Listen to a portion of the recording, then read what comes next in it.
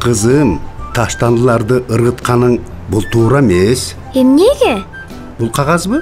Кагаз. Демек ал 1 айдан кийин гана чирийт. А банандын кабыгын чымчыктар чокулап жеп коюшабы? Жок, ал үчүн 3-4 жума керек. Тамекинин калдыгы чириш үчүн 10-12 жыл керек. Пенопласт стаканы 50 жылда чирийт. Каалайдан жасалган банка 90 жылда чирийт.